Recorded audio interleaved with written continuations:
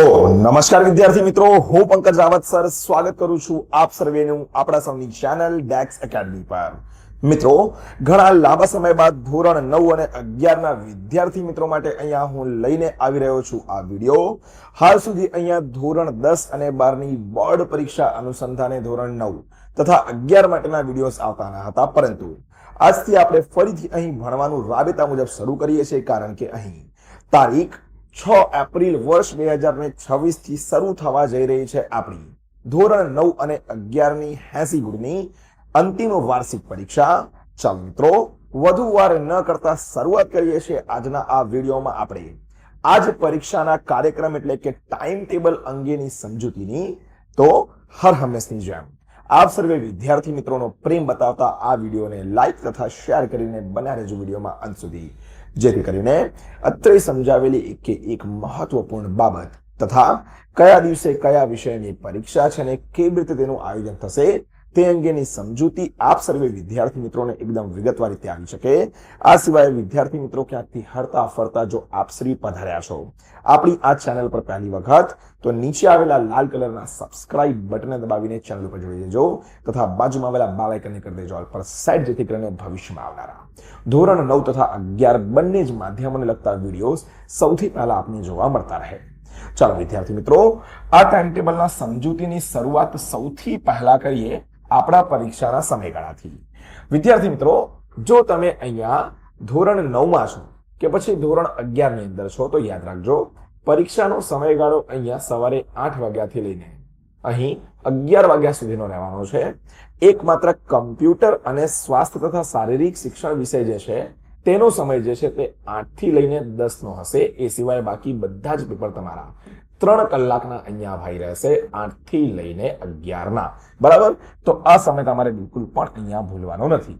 ચાલો, જેમ કે અહીંયા આપણે જોઈ શકીએ છીએ કે ભાઈ વાર્ષિક પરીક્ષા એપ્રિલ 2025-26 નું એટલે કે ચાલુ વર્ષનું આપણું આ ટાઈમ ટેબલ છે। સૌથી પહેલા ધોરણ 9 ની આપણે ચર્ચા કરી લઈએ। 80 ગુણનું પેપર 9માં અને 11માં બંનેમાં રહેવાનું છે। 6/4/2026 એટલે કે 6 એપ્રિલ વર્ષ 2026 સોમવાર મંડે, બરાબર। મેથ્સ એટલે કે આપણી ગણિત વિષયની ભાઈ અહીંયા પરીક્ષા રહેવાની છે। 10 ખાનાવાળો આલેખ તમને ગ્રાફ તમને અહીંયા મળશે, જેની ખાસ તમારી પાસે સૂચના હોવી જોઈએ। 7મી તારીખના રોજ 7મી એપ્રિલના રોજ મંગળવાર ટ્યુઝડે ના દિવસે ભાઈ આપણી હિન્દી દ્વિતીય ભાષા વિષયની પરીક્ષા છે। જે લોકો અંગ્રેજી માધ્યમમાં કે પછી ગુજરાતી માધ્યમમાં છે તેમને હિન્દી સેકન્ડ લેંગ્વેજ આવે છે। અહીં હિન્દી મીડિયમના વિદ્યાર્થી મિત્રો માટે આ પરીક્ષા રહેતી નથી।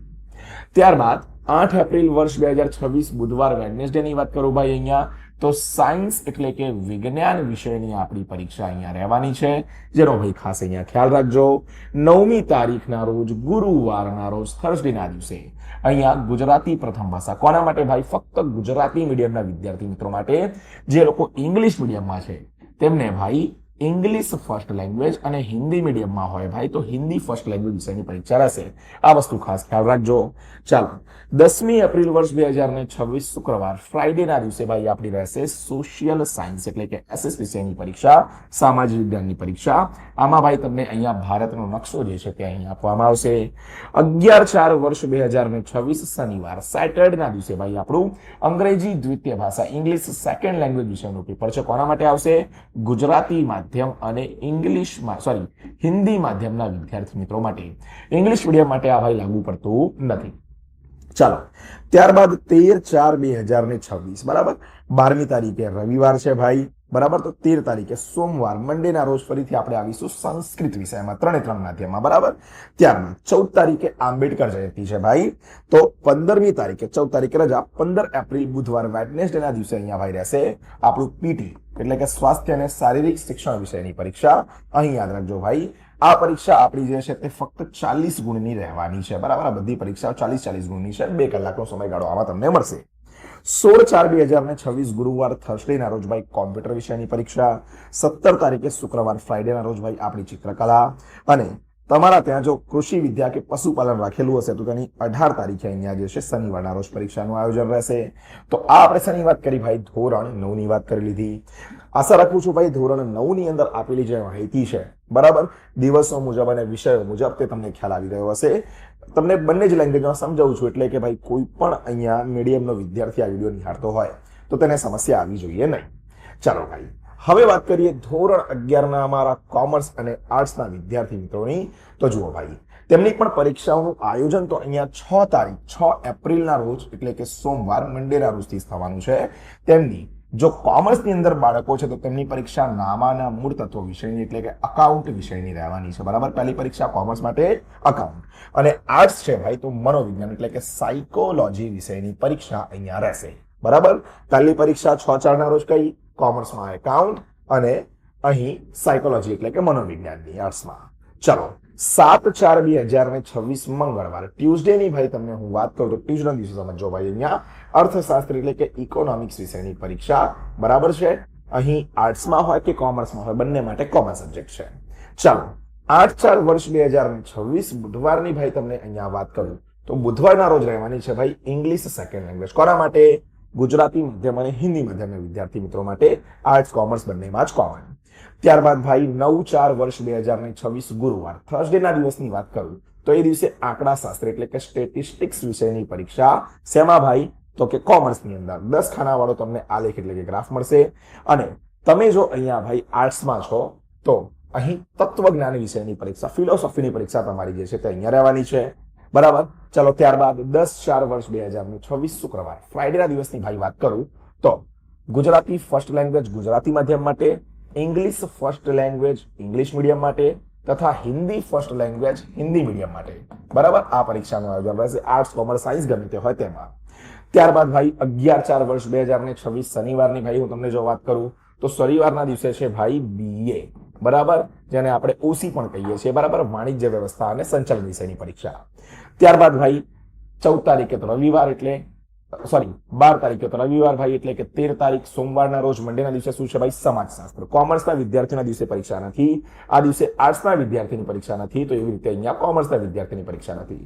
સમાજશાસ્ત્ર એટલે કે સોશિયોલોજી વિષયનું પેપર રહેશે ભાઈ આર્ટ્સની અંદર.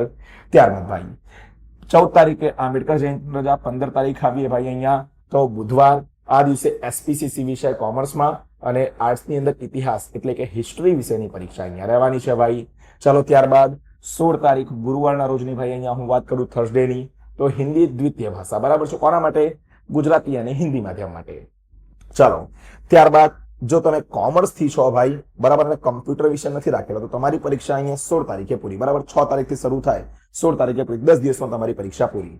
અહીંયા આર્ટ્સમાં છો અથવા કોમ્પ્યુટર વિશે રાખેલું છે તો 17 તારીખે આર્ટ્સ વાળા માટે શુક્રવારના દિવસે છે ભૂગોળ એટલે કે જીઓગ્રાફી તથા ત્યારબાદ યાદ રાખજો ભાઈ અહીંયા કે 18 તારીખ શનિવારના રોજ છે ભાઈ આપણું અહીંયા સંસ્કૃત અથવા તો કોમ્પ્યુટર વિષયનું પેપર. કોમર્સમાં પણ જેને કોમ્પ્યુટર રાખેલું હોય એ લોકોને ભાઈ આ કોમ્પ્યુટર વિષયની એક્ઝામ હોઈ શકે છે. બાકી સંસ્કૃત આર્ટ્સ માટે થઈ જશે. અને આર્ટ્સની અંદર છેલ્લી પરીક્ષા આવી જાય છે પીટીની, જેને આપણે શારીરિક શિક્ષણ પર કહીએ છીએ ભાઈ બરોબર. અમુક લોકોને CTPT એવો પણ વિષય કોમર્સમાં પણ આપતા હોય છે એક્સ્ટ્રા. તો એની પરીક્ષાનું આયોજન થશે ભાઈ 20 તારીખના રોજ એટલે કે સોમવારના રોજ. 19 તારીખે તો રવિવાર છે. તો આ રીતે વાળા વિદ્યાર્થી મિત્રો અહીં આ થઈ જાય છે આપણું વાર્ષિક પરીક્ષા એટલે કે એન્યુઅલ એક્ઝામનું ટાઈમ ટેબલ. જે મેં કીધું 80 ગુણની પરીક્ષા રહેવાની છે.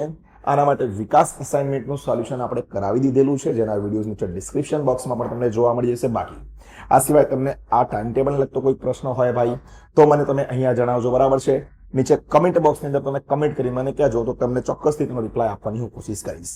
બસ બાકી આનાથી વિશેષ આજના આ વિડીયોમાં કંઈ કહેવું નથી. વિડીયો ગમ્યો હોય તો વિડીયોને લાઈક કરજો. વધુમાં વધુ વિદ્યાર્થી મિત્રો સુધી આપણા આ વિડીયોને શેર કરી દેજો અને ચેનલ ઉપર નવા છો ભાઈ તો સબસ્ક્રાઇબ કરવાનું બિલકુલ પણ ના ભૂલતા. મળીએ છીએ દોસ્તો જલ્દી નવા વિડીયોમાં આવા જ કેટલાક મહત્વપૂર્ણ ટોપિક મુદ્દાની સાથે. ત્યાં સુધી સો મચ. જય હિન્દ, વંદે માતરમ.